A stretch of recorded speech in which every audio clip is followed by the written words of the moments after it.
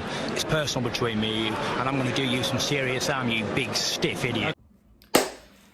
The Untouchable True School Sports Empire proudly presents something the boxing game's missing. Hey, what's going on? It's your boy BT. I came here to talk some boxing with the thousands of True School Sports subscribers. All right, so we're in the aftermath of Canelo Alvarez versus Jermell Charlo, and a lot of people have been critical of Jermell Charlo and his performance or lack thereof in the Canelo fight, and rightfully so. A lot of people paid their hard-earned money to go watch this fight in Las Vegas. I'm sure there's a good amount of people that paid their hard-earned money to watch this fight on pay-per-view. So when people fork over the hard-earned money, they want to feel like they're getting, value for their money. And Jermell Charlo really didn't do what he needed to do to make the fight a memorable occasion for the fans. And Canelo as well. I mean, I said what I needed to say about Canelo on the live. I thought he could have did better, but he won the fight, so we can't really criticize him too much, even though I think he should have stopped Charlo. That's just me. But life goes on. We can't harp on the Charlo performance forever. And there's always a road. Look, for every failure in life, for every setback, there's a comeback. There's always a road to redemption.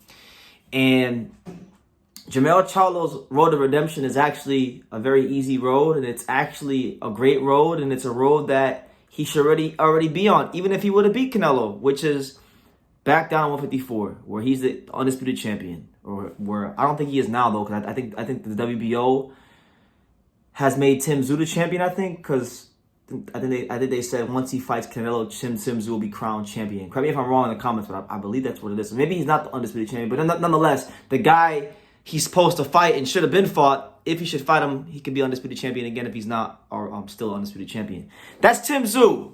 That's Tim Tszyu. I was very, very lenient towards Charlo when this Canelo fight was first announced. I gave him the benefit of the doubt. But now that the fight's transpired and we've seen how he didn't even come to fight, he needs to make up for it in a major way. And I do remember him saying before the Canelo fight, he stated that he would come back down to 154 pounds. Now, that is asking a lot, but it's not really me asking him. It's more so me holding him accountable to his own words, because he said he'd come back down and fight Tim Tszyu at 154.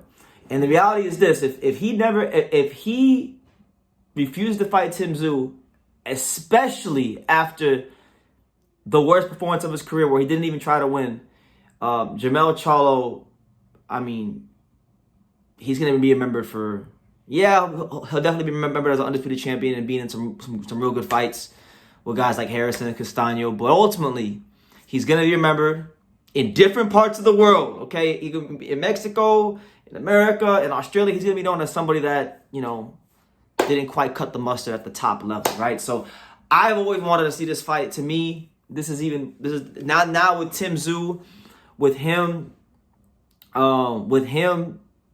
beating guys like Tony Harrison and really showing some improvements in the time that they're supposed to fight to now.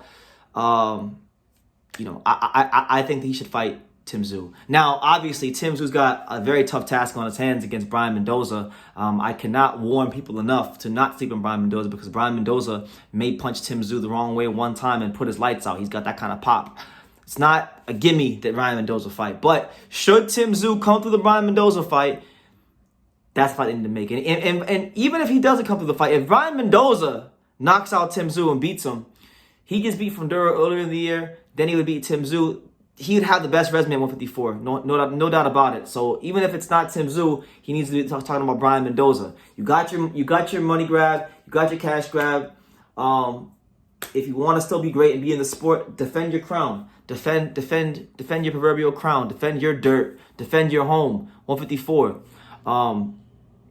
I think it'd be a really fun occasion, And look, and if you don't go to 154, okay, let's just say you don't go to 154. Okay, obviously, I'm going to criticize you a little bit because you should have fought Tim Tszyu. You avoided him. You had all these injuries, so to speak, and then all of a sudden you pop out of nowhere to Canelo fight, right? So that was fishy to begin with.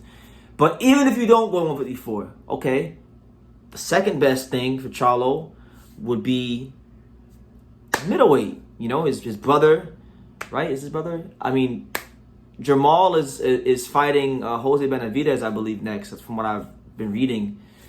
I don't know what his middleweight plans are, but the middleweight division is starved of star power. The middleweight division needs some respect and credibility delivered back to the division. It would be a unique challenge to see Jermell operate in the middleweight division, trying to become a two-division champion. And you know what? I think maybe a move to middleweight, if he's not fighting Tim Tszyu, a move to middleweight might be what the doctor just ordered for Jermell, because middleweight is a division where, you know, he won't be a champion. So for the first time in a while, he won't be one of the top dogs or the top dog in the division. And Jermell Charlo is one of these guys that he fights. He's one of the few fighters in boxing, as I've been saying these last couple of videos. He's one of the few fighters in boxing that he fights better when he's pissed off.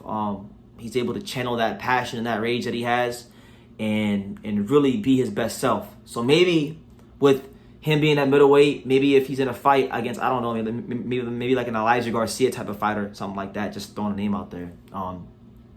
Maybe enough people would think he's going to lose a fight, and then that would get him pissed off psychologically to be his best self, and he would have to become two-division champion again, right?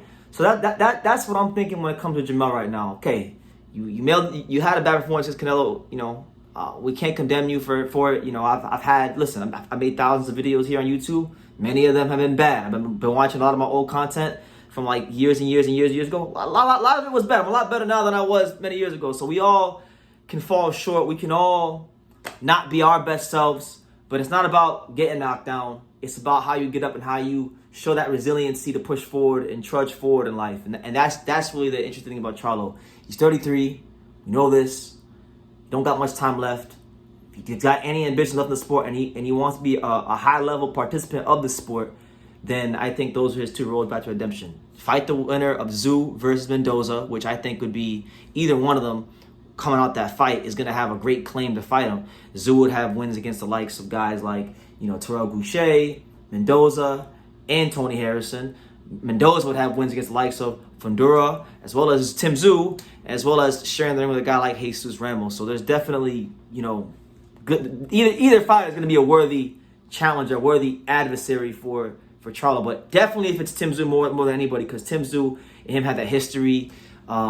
He was cursing out the Australian reporters. And it's a great fight. You know, Jermell, with his ability to box, move, counterpunch, when he tries to win, it would be very interesting to see how he would handle the come forward, intelligent pressure style of Tim Tszyu, which we saw in the Harrison fight. He's not just a basic come forward fighter. He can counterpunch too and be the aggressive counterpuncher. So it's a fight where really, for closure in that division, for closure of the Mr. Keep Running Your Mouth, Jermell Charlo era at 154. If Tim Tszyu comes up with the Mendoza fight, he needs to be looking at making that fight next. There's no ifs, ands, or buts about it. But I will happily, you know, look past that, right? If he tries to make a run in the middleweight division, because that's how bad the middleweight division is. The middleweight division needs a guy like Jermell Charlo to inject some life into it. So that's where I'm at. You guys let me know what you think. What do you think Charlo should do? You guys think what, Tim Tszyu Mendoza winner, or you think maybe he should fight at middleweight and try to become a two-division champion, or should he just hang it up altogether? Because I have seen people say that as well. Let me know what you guys think in the comments down below. Make sure you guys take the time to subscribe. And like I say in every single one of these videos, you can love me or you can hate me. But I'm just a kid from Daniel. So until next time, take care, guys. Thank you for watching another video on the untouchable True School Sports Empire. We're here at the Hatanaka Boxing Gym in Nagoya, Japan. And for more great videos just like this one, make sure you guys click right here.